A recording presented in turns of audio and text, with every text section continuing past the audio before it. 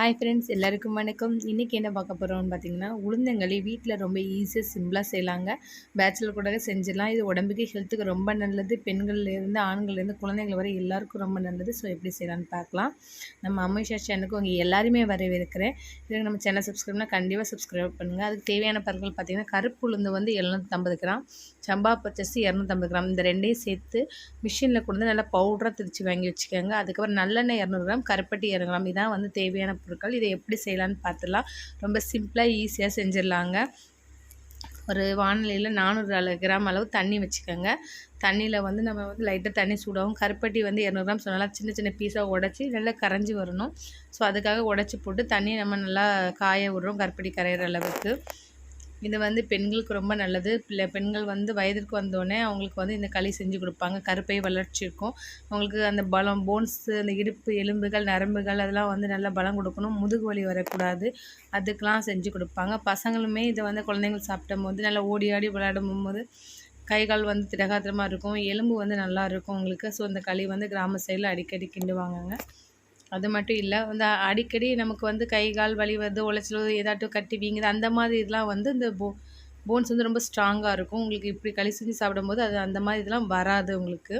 இப்போ நம்ம என்ன செய்யறோம், நல்லா காஞ்சதுக்கப்புறம் கரைஞ்சிடுச்சு கருப்பட்டி, அதை ஒரு பாத்திரத்தை எடுத்து நம்ம அந்த பாகை அரைச்சி ஊற்றி வச்சோம். நல்லா கல் மண் போன்றவையெல்லாம் இருக்கும். ஸோ அதெல்லாம் நம்ம வந்து அரைச்சி எடுத்துகிட்டு அந்த வானலையும் நம்ம க்ளீன் பண்ணிடணும். வானலையும் அந்த கசடு தங்கி இருக்கும், அதை நல்லா கழுவிட்டு அதுக்கப்புறம் இந்த அரைச்ச பாவை ஊற்றி 2 கல் உப்பு போடுறோம். இந்த பாவு கொதிச்சோடனே 250 கிராம் அளவு நான் திரிச்சு வச்சுருக்கேன்ல, மிஷினில் கூட திரிச்சு வாங்கிற அந்த மாவு வந்து மேலே சேர்க்க போகிறோம். நம்ம இப்போ நான் 1 கிலோ அளவு சொன்னேன். இந்த மாவு வந்து 4 நேரம் பயன்படுத்தலாம்.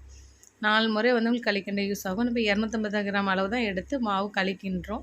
இப்படி ஸ்டோர் பண்ணி வச்சுக்கிட்டிங்கன்னா நீங்கள் சட்டுன்னு வந்து இந்த களி கிண்டிடலாம்.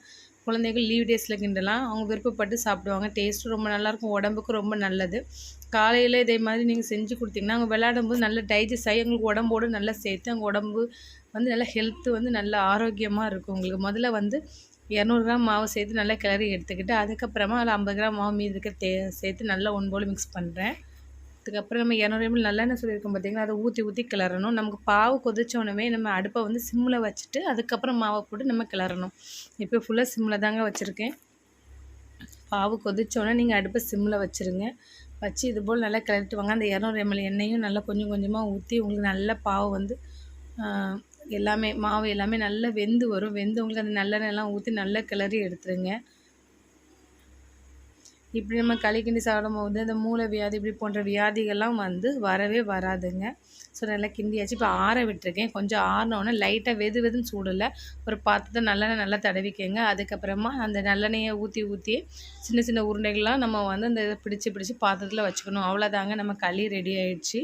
ஸோ இதே மாதிரி இந்த பாத்திரத்தில் சிறு சிறு உருண்டைகளாக எல்லா களிகளையும் நம்ம பிரித்து வச்சுட்டா நம்ம களி ரெடி ஆகிடுச்சு. அதுமாதிரி பாருங்கள், சட்டிலையும் நமக்கு அது வந்து அடிப்பிடிக்கவே இல்லை, ரொம்ப நல்லா க்ளீனாக வந்திருக்கு. நீங்கள் சிம்மில் வச்சு செஞ்சிங்கன்னா தான் உங்களுக்கு க்ளீனாக வரும்.